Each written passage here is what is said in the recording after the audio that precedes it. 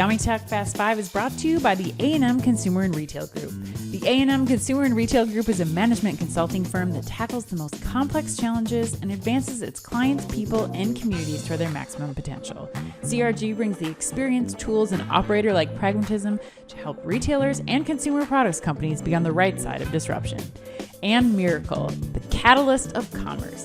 Over 450 retailers are now opening new revenue streams with marketplaces, dropship, and retail media, and succeeding. With Mirakl, you can unlock more products, more partners, and more profits without the heavy lifting. What's holding you back? Visit Mirakl.com to learn more. That's Mirakl.com. And Simbe. Simbe powers the most retail banners in the world with today's only multimodal platform for in-store intelligence. See how Albertsons, BJ's, Spartan Nash, and Wakefern win with AI and automation at SimbeRobotics.com. And Infios. At Infios, they unite warehousing, transportation, and order management into a seamless, adaptable network. Infios helps you stay ahead from promise to delivery and every step in between. To learn more, visit Infios.com. And ClearDemand. Pricing shouldn't be guesswork. ClearDemand's AI-powered pricing, data, and optimization solutions help retailers stay competitive while protecting margins. Smarter pricing, stronger profits. ClearDemand makes it happen. Learn more at cleardemand.com/OmniTalk. And finally, Ocampo Capital. Ocampo Capital is a venture capital firm founded by retail executives with the aim of helping early-stage consumer businesses succeed through investment and operational support. Learn more at ocampocapital.com. Hello, you are listening to OmniTalk's Retail Fast 5, ranked in the top 10% of all podcasts globally and currently the only retail podcast ranked in the top 100 of all business podcasts on Apple Podcasts. The Retail Fast 5 is the podcast that we hope makes you feel a little smarter, but most importantly, a little happier each week too. And the Fast 5 is just one of the many great podcasts that you can find from OmniTalk Retail's podcast network, alongside our Retail Daily Minute, which brings you a curated selection of the most important retail headlines every morning, and our Retail Technology Spotlight series, which goes deep each week on the latest retail technology trends. It's April 22nd, 2025. I'm one of your hosts, Ann Mazinga. And I'm Chris Walton. And we are here once again to discuss all the top headlines from the past week, making waves in the world of omni-channel retailing. Chris, I am out in New York right now doing a special event with Samsung. But we are both going to be coming back to New York City, Chris. Are you getting excited? I am, Ann. I am. I'm getting very excited. I always love going back to New York City, especially in the summertime, because we're heading back to CommerceNext in June. I'm pretty pumped about it. And you're there now. You're also why we're recording this early. It's a Tuesday for those that noticed the date drop at the beginning, April 22nd. We're having to record this early because of Ann's tight travel schedule this week as she's hobnobbing with all the folks from Samsung and other retailers too. And what else are you doing out there? Like, what's on the docket? What's on the agenda? Oh, we are doing a retail panorama, which includes the likes of big word. We went to Printemps, the new department store, the French department store, and that is so impressive. My goodness. When you're here for CommerceNext, you're here for anything in New York anytime soon, it is a must see. It's probably one of the most exciting retail experiences I've been in a long time. And then we have some other stores we're going to hit, Chris. We're going to go to a Uniqlo store to check out their electronic shelf labels and their RFID checkout. We're going to go to H&M Soho store to check out the G store deployment there. So lots of good stuff. And we're going to be working with all kinds of, there's going to be, I think, 14 retailers that we get to hang out with this week. So really excited to be here and doing that. You're such a hobnobber, you. Look at you. Like I feel pushing the recording schedule up a day. I love it. Let's do it. Bring it on, man. I'm excited. But we mentioned CommerceNext before. Yes, we're going to be there in June, and you all can join Ann and me and the brightest minds in retail and e-commerce, provided Ann hasn't already talked to them where she is this week. But they'll all be at CommerceNext. It's happening June 24th to 26th at the New York Hilton Midtown.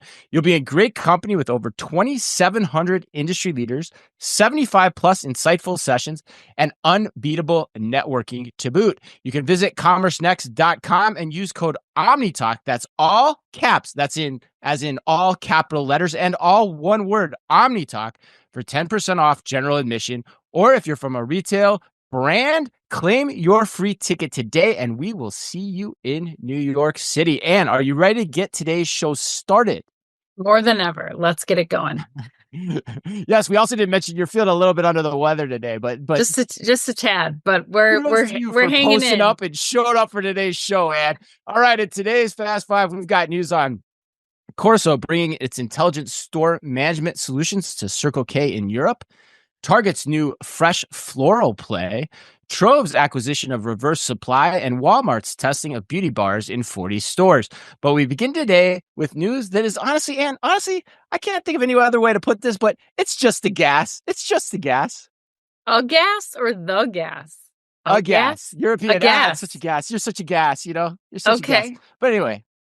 You're much cooler than I am. I don't have that expression in my everyday vernacular, but it is a gas because Walmart plans to aggressively open more gas stations over the next 5 years, Chris. According to Modern Retail, Walmart has begun a 5-year strategy to significantly grow the number of gas stations next to its new and existing stores. The company plans to add 40 to 45 fuel stations next to Walmart stores this year, double the 20 it opened last year, and rapidly accelerate that growth over the next 5 years. Dave DeSario, Walmart's VP of Fuel and Convenience, told Modern Retail in an article. The total count of Walmart-operated stations is currently about 415. DeSario, a longtime C-store executive, joined the company at the beginning of 2018 after having served in a COO position at Tennessee chain Mapco Express and Spinks in South Carolina. I like that name, Spinks. I've never heard of that convenience store before. But before that, he had been the director of store operations for Wawa, and was with that company for almost 2 decades. Chris, this happens to be the A&M put you on the spot question. We're going to get to it right away. Let's start it off. Yes. Yeah. Love that when we do that. They fully expect Walmart to continue to take an aggressive low price market position on fuel. Question is, with the size of their box in the backcourt, is Walmart trying to leverage their existing customer base to sell more fuel profitably? Or is it Walmart trying to use fuel to drive more households and traffic to the store? More fuel? Ooh. Not fuel? More fuel. Well, maybe this story gives me some feels, Ann. Yes. I think it's decidedly the latter. You know, I think this is about getting more people into Walmart that otherwise wouldn't be there. And I say that because of really 2 words, or maybe 2 words, and or maybe it's 1 word with a symbol, and it's Walmart Plus. That's what this is all about. Because look, we already know that fuel works as a traffic driver for Costco. It's what keeps people in the brand and keeps people coming back into the Costco stores too.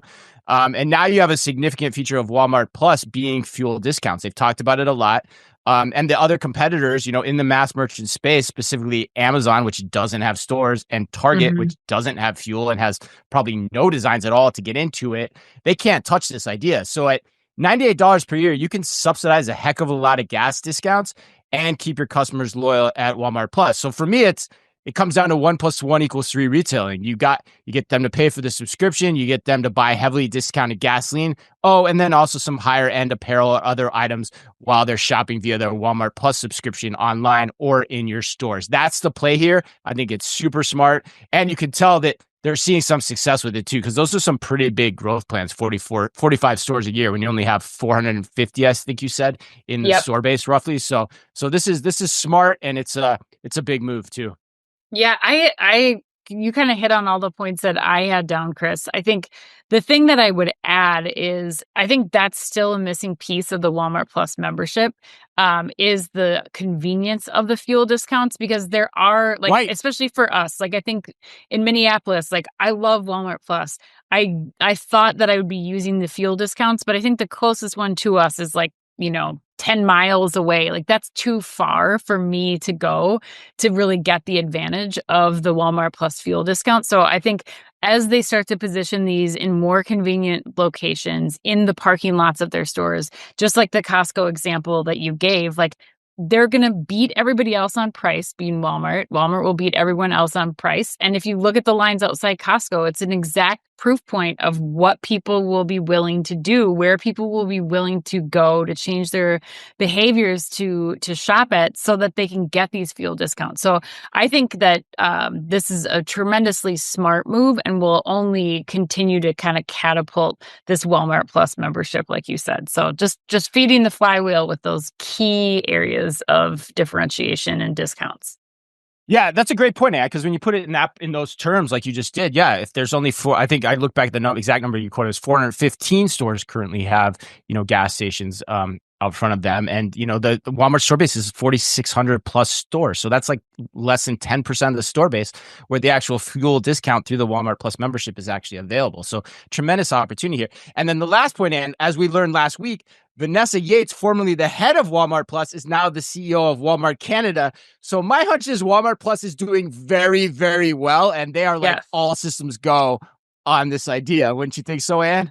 Yeah, I mean, I totally agree. I think the benefits, like they just continue to get better, and they will continue to bring in more and more members because it's an undeniable value for that $98 a year. Yep. All right. Headline number 2. Quorso is partnering with Circle K to implement its intelligent management solution in Circle K stores across Europe. According to a Quorso press release, the partnership will see Quorso's technology deployed across 12 countries in 11 different languages and across Circle K's approximately 5,000 locations throughout Europe.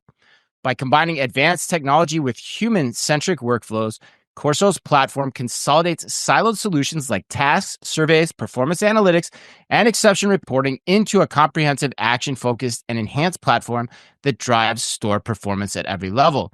Said Finn Lagarde Copart, another one of my favorite names to say on this show. Put that on the list, Dan.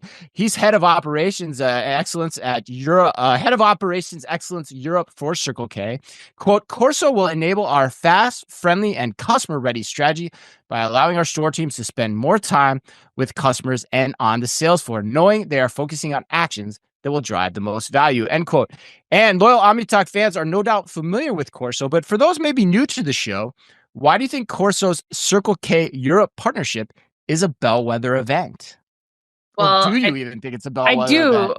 I do. And I think it's pretty simple and straightforward. I think this shows the true size and scale of this technology and how important it is that, now you have Circle K's that, are in different countries and they use different languages. And like the fact that this technology is able to adapt to all of those scenarios, I think really shows that the time is now to really start investing in this.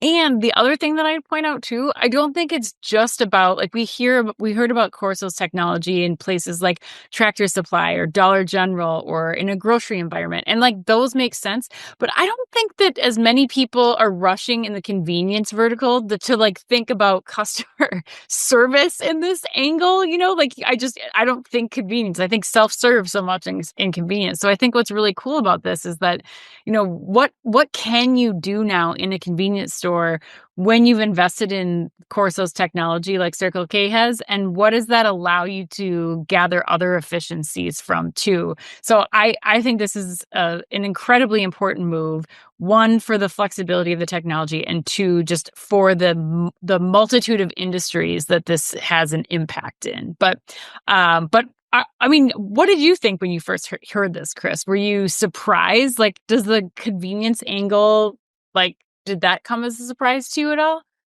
No, I mean, knowing the Quorso team like we do, it doesn't come to surprise to me at all. I would highlight similar points to you, but I think I would maybe add a little bit too on the second point you made. But the first one is definitely scalability. I mean, 12 countries, 11 languages. That means Quorso isn't just a startup anymore. That means the solution is ready for scale. That's the best way to put that. And then the other point I'd make on what you said is, I think the customer service is part of it, but really what the technology is about is optimizing the deployment of your workforce. That could be for customer service. It could be for in-store execution. It could be for operations.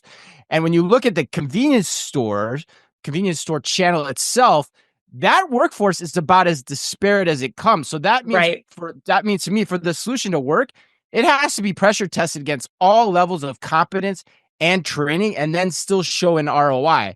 So therefore, if Circle K is finding value in this, I think other C stores should too. But more importantly, all other verticals of retail then probably should be able to find value in optimizing their workforce deployment. So it should be relatively easier for the other verticals to find value in a solution like Quorso as well. That's the other point I would make here.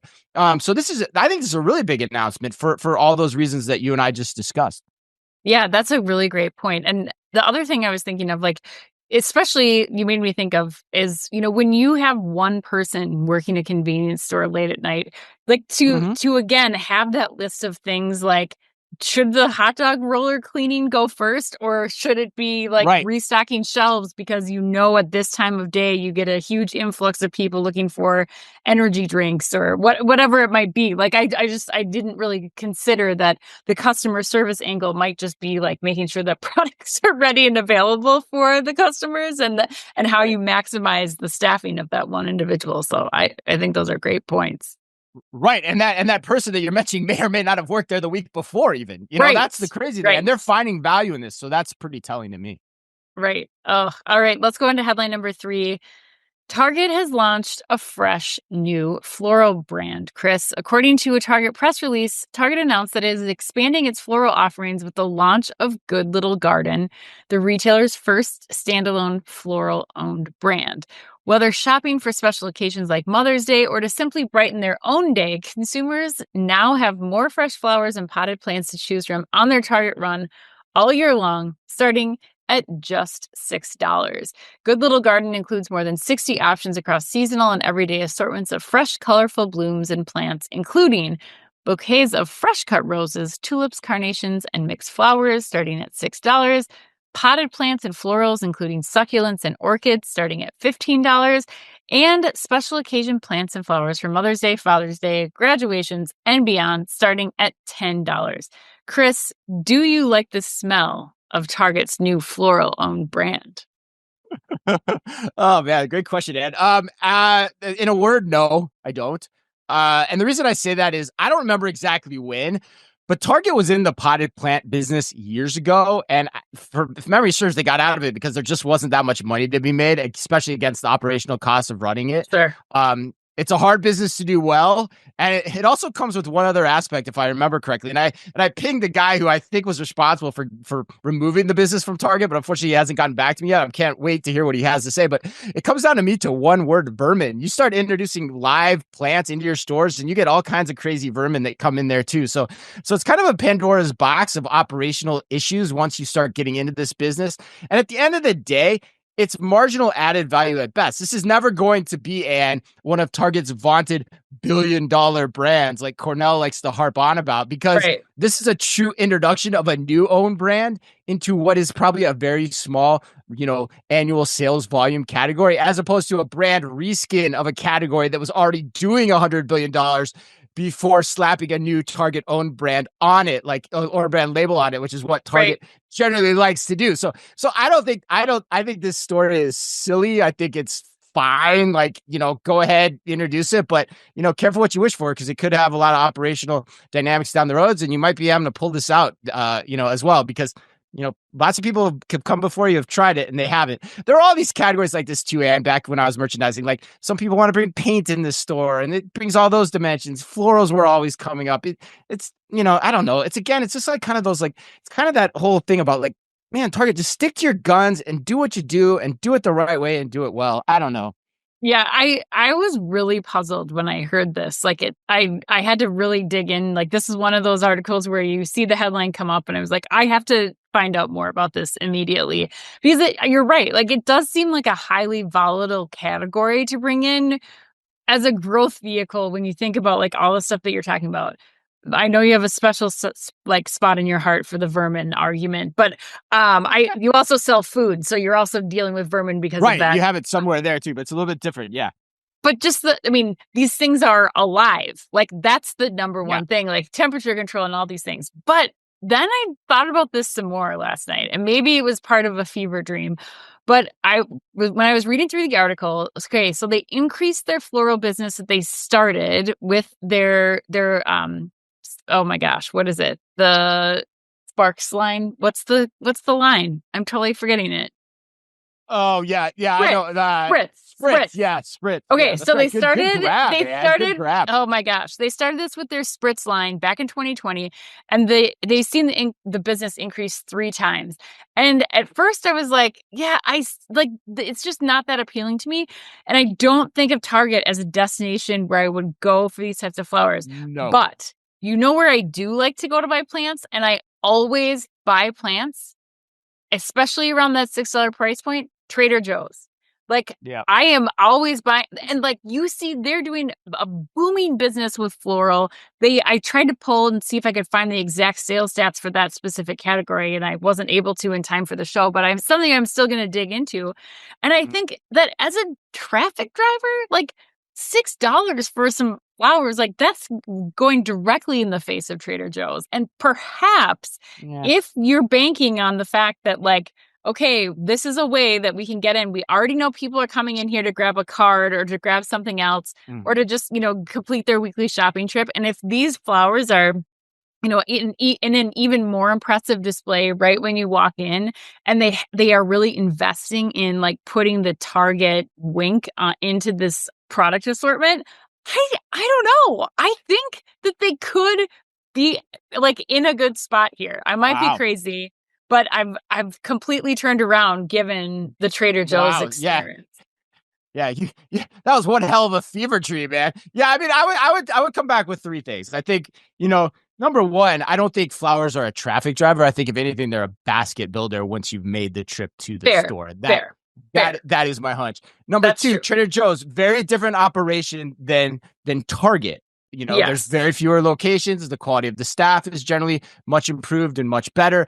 And the store is not as big. There aren't as many things to focus on and distract, so that it enables them, and they put it up at the front of the store, enables them to execute this and operationalize it a little bit better. And the last point I'd make, the Spritz callback, like 300% or whatever, like 3 times as much sales they saw in the growth. That number's nothing. Like when you go from 0 to something, your numbers should be like exponentially more than that. So that actually makes me go, wow, what are you guys grabbing here when you're quoting a number that's as low as 300% growth? Like when you're not in the category and you're getting into it, you should be at like factors of 10, 20 times that. So like, I don't know. It just doesn't make sense to me, but I don't know. Did I convince you, or like you still? I don't know. Clenching to the sweaty sheets of the fever dream, man. I actually was thinking the opposite. I was like, if Trader Joe's can pull this off from like a logistical standpoint, when you have things that are living that you need to keep alive and fresh, like I actually was thinking that if Trader Joe's can do it in an 8,000 square foot box, Target certainly should be able to find the room to do this in a 100,000 plus square foot box. And then the other part is like, I think the Spritz thing was a test. Like early on, I don't think they were putting the full like Target mojo into that line. I think it was somebody else owned it. They were bringing the flowers in. Like this is Target's own brand. So I do think that that's enough volume or enough of an interest spike for me to like actually go in and test this as a concept. And my fingers are crossed. I hope that Target has made this into like a more fun and funky, like if you look at Trader Joe's, like they do cool seasonal potting and other things that like make these giftable and fun. So I think if that's a possibility, then I want to see that through. But I'm probably wrong for all the reasons. So if you're a bet on which side of the ledger are you, like 60% liking this idea, 90% liking this idea? It feels like you're like 55-60 range. I don't like betting. I don't like the bets that you're making me make on this show, because I just want to like see it through without there being any monetary engagement. No monetary. Just like, how confident are you in your call? That's all I'm asking. No monetary bet. Like, just so the audience knows, like, how confident are you in your call? I'm over 50. I'll do the over. Over 50. I'm over 50. Okay. Yeah. Over 50. All right. Well, I'd assume so. If you're confident in the call, you're over 50. But anyway, all right. You don't want to put a number on it. 60% maybe? I don't know. 60? All right. I'm just looking for a relative number, because like if you're 90, that's a big difference in being 60. No, I'm not 90 because of the reasons that you stated, like because of all the things that, and you are a merchant, you know better than I would. I just think that it's definitely something I would have tested if I was still at Target right now. Like I went from what the hell are they doing to, all right, let's try it out and see if this is something that we can own or take share from a Trader Joe's. But not only was I a merchant, but I was also a store field leader too. And I can tell you, like, my store in Scottsbluff, Nebraska probably had less people working in it on an average day than a Trader Joe's does too. And, 3 times the size of the box. So there's dynamics here at play. But anyway, let's keep moving. Headline number 4. Trove has acquired Reverse Supply, a German-based leader in the European branded resale market. According to a Trove press release, the acquisition marks a major milestone in Trove's international platform rollout, making branded resale even more accessible, scalable, and operationally seamless for brands across 30 countries. By combining Trove's established technology platform with Reverse Supply's deep European expertise, Trove now offers a comprehensive and scalable set of technology components for brands seeking to implement circular solutions in North America, Europe, and the UK. Core solutions include things like omni-channel trade-ins, return processing, peer-to-peer commerce, customer-facing resale solutions, marketplace integrations, and repair services. And what makes Trove's acquisition of Reverse Supply so special to you? I really enjoy this because, when we spoke to Terry Boyle, the CEO of Trove, he was one of our favorite interviews at Shop Talk. You'll remember, Chris. Yep. I mean, you and I were both talking about it after we were done speaking with him. And he basically explained that, the risk is so minimal here, and the potential that a brand can see for an increase in revenue who deploys something like this is so significant. So I think this just makes sense. And Reverse Supply, it runs similarly to Recurate in the US, who Trove also acquired and who we had on the show. And what that does is it makes it so that the brand gets all of the upside here, and the brand and the customers get all the upside here. There's now more products to choose from for customers when the resale market has now expanded into other countries. There's revenue for brands and likely savings for customers with all the tariffs flowing around right now that are impacting the apparel industry. And I am predicting that we see a significant increase in peer-to-peer resale, even bigger than the $65 billion that it was predicted that it would be at within the next 5 years here, because the product purchased from these peer-to-peer resale sites is not taxed in many places. And I don't think most people realize that. So when I buy, a Gucci bag from somebody in Europe, and it's gently used, do I care about that as much as like paying, in some cases, thousands of dollars on top of that because of taxes to have that bag imported? Like, I think I'm going to go for the resale bag instead of buying new and dealing with all these tariffs. And I think that stands to benefit, again, the customer. It gets, new customers in for the brands at a lower price point and keeps them like in the brand's world. And I think this is going to be a significant change to how people shop for apparel and accessories and other resale products because of things like what Trove did here with this recent acquisition. But what are your thoughts, Chris? Yeah, I mean, you're generally speaking far more the resale expert than I am. Being that resale is like an honest to God part of your everyday life from my understanding. And so, I think I would just echo what you said. I mean, I think that the point for me, if I remember right, Ann, didn't I single out Terry Boyle's statement as my like quote of the show, or the thing I heard off stage, which was, Terry, for those listening, said that, he thinks, resale is an immediate 3 to 5 or 4 to 5% comp sales growth opportunity for any retailer that does it. And I asked him then after, I said, like, well, what keeps people from doing it? And he's like, education. People just don't get it or understand how easy this is. And, that's the credit. The credit here is that they are slowly but surely assembling the pieces needed to create a scalable solution for any retailer or brand to take advantage of resale. And so that's what's really smart about this. And, I hope more people start getting on this train because, growth's hard to come by. We've talked about it a lot.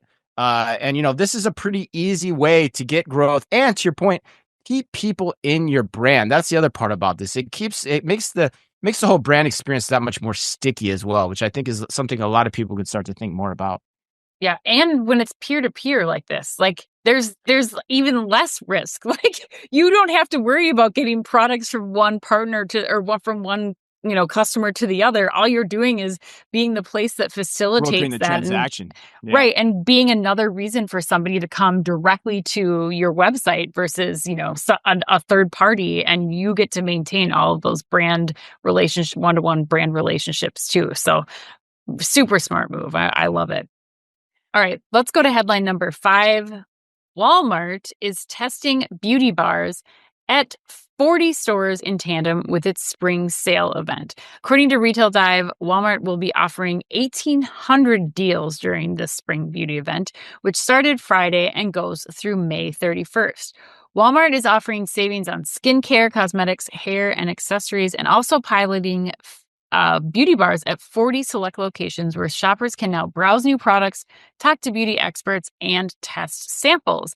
Chris, do you like Walmart's beauty bar test, or do you think this is one case where beauty is clearly in the eye of the beholder? Wow, nicely done, Ann. You're doing some really awesome questions today. I'd say 100%. I think it's a smart test. That's how I'd answer that question. So unlike the flowers. Yeah. Target flowers. This is a test versus a rollout too. The big difference there. And I think this is the other important point about this. This is a test informed by previous testing. So we saw that one of the first iterations of a beauty bar concept at Walmart's Store of the Future, just outside of Toronto last week on our travels, which stay tuned, folks. We're going to have a video coming of our experience of Walmart Store of the Future just outside of Toronto here, hopefully dropping very soon, probably even in the next week, if everything turns out right for us. So I just think this is a natural extension of that test. And what I like about it even more, though, Anne, is that unlike, Target or even Kohl's with Sephora, Target's beholden to Ulta for its beauty experience, good and bad. The good and bad that comes with you being beholden to saying, you know what? This brand, come into my space and put up shop.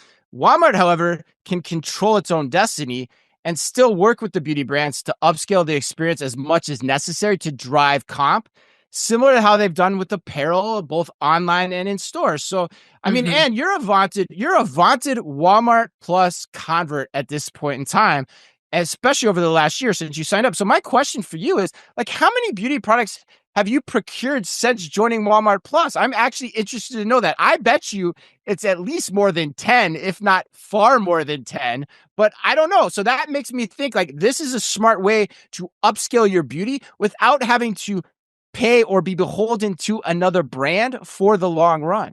For sure. I'm surprised you don't know, because I feel like all my notifications go to you every time that I purchase. Well, I had to turn them off because I was getting so damn many of them, and I was like, that's why I'm like, it's got to be at least 10.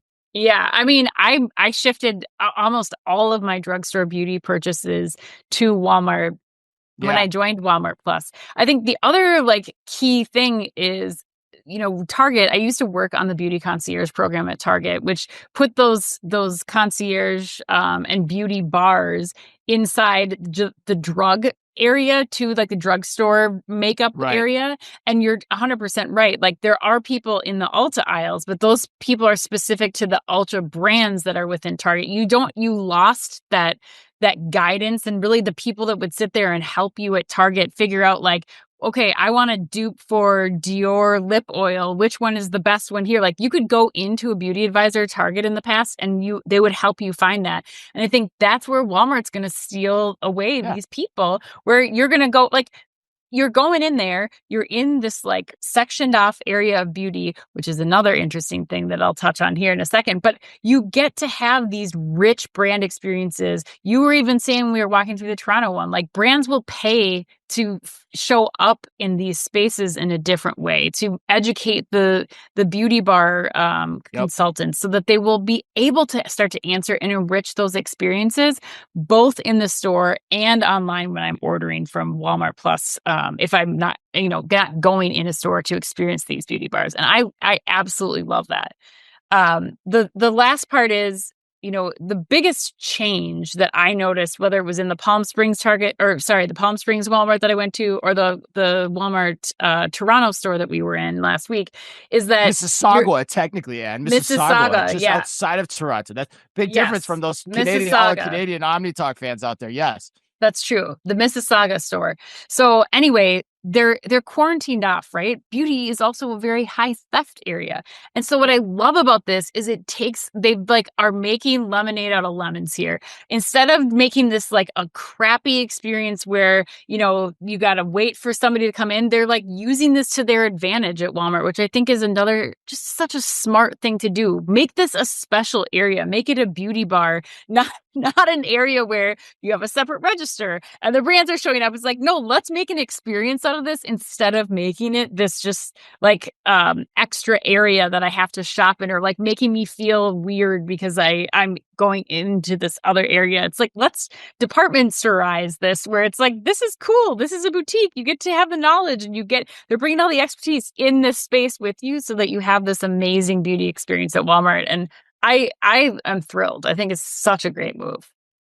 Yeah, it's a great point. Like, it's a new wrinkle on the controlled entry and exit concept that we've talked about before. I don't know if they're going to be doing that in the beauty bar test that they're talking about here, but we've definitely seen, you know, iterations of that through our travels recently. So yeah, it's an interesting new wrinkle. It's a smart thing you brought up. All right, should we go to the lightning round, close out the show?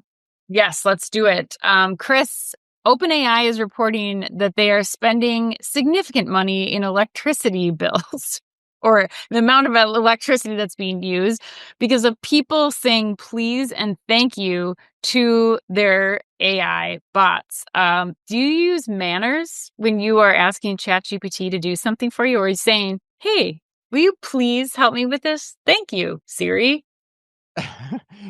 You know, it's funny. I'd actually look back at my prompts in ChatGPT and everywhere else, and I almost 100% of the time say please. I have no idea why, but I do. So I guess I'm causing more energy usage with every command that I ask of ChatGPT. But I guess old Ma Walton raised me right, I guess, and taught me manners. So yeah, I say please all the time. Do you? Oh my Do gosh. you say please? No, it's a robot. They don't have feelings. I'm just like, I'm putting in a command. It feels like adding niceties, like please and thank you is like a ridiculous thing that it's just going to mess up the system. I feel like I have to be as explicit as possible when I'm writing those things. Wow, fascinating. All the dynamics of how people use things. All right, Pope Francis died this week. My question for you is, if someone were to elect me Pope, what name would you recommend that I take? I would say you should be Pope Thomas, because Pope Thomas is the patron saint of, or actually is also depicted as a doubter, but a believer. So I think this would be good. Like you'd be able to ask some intriguing questions. You'd be able to, like, you know, use that as the premise for your popedom. What do you call it? Popehood? My papacy? Yes. Your papacy. Yes. Your papacy. Wow. Yes. Wow. That's a good one, Ann. I like the thought you put into that. That was really good. All right, let's go to question number 3. London marathoners can carbo load for free this weekend at top Soho pasta spot, Pastiao Soho. Hopefully I said that right, but definitely did not. As part of a pop-up marketing campaign for the marathon. Chris, what is the perfect pasta shape in your opinion, and sauce? Oh, you cracked me up. I'm guessing you didn't say it right. I don't really know, but I'm guessing the Asian pronunciation of an Italian spot in Soho is probably not correct. But anyway, my answer would be, I don't even know. Pastaio. Somebody correct us. There's no point to it, Ed. I don't know how to spell this word. I never have, but the answer is easy. It's mustacholi. That's the only noodle. And explain that shape for people in case they're not familiar with mustacholi. It's a penne without the ridges, basically. That's what a mustacholi is. That's what a mustacholi is. Penne without the ridges. And it's my grandfather's sauce. Yeah, my grandfather makes a killer sauce, which I believe or not, I think you've had it, right? I have. It's wonderful. I love it. Yeah, it's so tasty. So tasty. Got some anise in it. Yeah, he lights it up. All right, last one. In the latest sign of the impending apocalypse, I can't even believe this one, Ann. A startup has raised $1.5 million. Somebody gave $1.5 million to a company to pit sperm samples against one another in a microscopic sports-style match, complete with leaderboards and play-by-play commentary in an arena filled with 4,000 people. And if you could watch sperm from any two men in history, dead or alive, race for the gold, who would those two men be, and whom do you think would win? I thought the robot versus human marathon was entertaining. I didn't know about sperm races. I would have to say, given the context, I would want to see a sperm race between LeBron and Anthony Edwards. I would assume that Ant would win because of his youth. But when you think about all the money, I forget, like we were watching Starting Five, this show on Netflix and it follows like LeBron and Anthony Edwards and a few other players around. The amount of time and money that LeBron spends on his body, I wouldn't be surprised if like his sperm had some kind of superpowers. So like, even though he's older, he could still beat the younger ones. But that's the first thing that came to mind. And go Wolves, beat the Lakers again. Yeah. They had a good first game. Yeah. You know, it's funny. I thought I'd answer this question too. My brain went to the old people. Mine would be Anthony Quinn against Al Pacino. Two men that both fathered kids in their like late 70s or 80s. It just pit them up against each other. It'd be great. Those two are You'd be there forever. It wouldn't be a race. It'd be like a crawl or something. I don't know if you'd be there forever. Those guys were their sperms were pretty modal, and they were moving pretty hard in their day. Oh my God. All right. Happy birthday. Speaking of mobile sperm, happy birthday today to Jack Nicholson, Catherine Mary Stewart, and to the young lad who once asked Adam Baldwin to be his bodyguard, the great Chris Makepeace, also of Meatballs fame, for those that might remember that film. And remember, if you could only read or listen to one retail blog in the business, make it Omni Talk, the only retail media outlet run by two former executives from a current top 10 U.S. retailer. Our Fast Five podcast is the quickest, fastest rundown of all the week's top news, and our daily newsletter, the Retail Daily Minute, tells you everything you need to know each day to stay on top of your game as a retail executive, and also regularly features special content that is exclusive to us and that Ann and I take a lot of pride in doing just for you. Thanks as always for listening in. Please remember to like and leave us a review wherever you happen to listen to your podcasts or on YouTube. You can follow us today by simply going to youtube.com/OmniTalkRetail. So until next week, and on behalf of all of us at Omni Talk Retail, on behalf of Ann and myself, as always, be careful out there.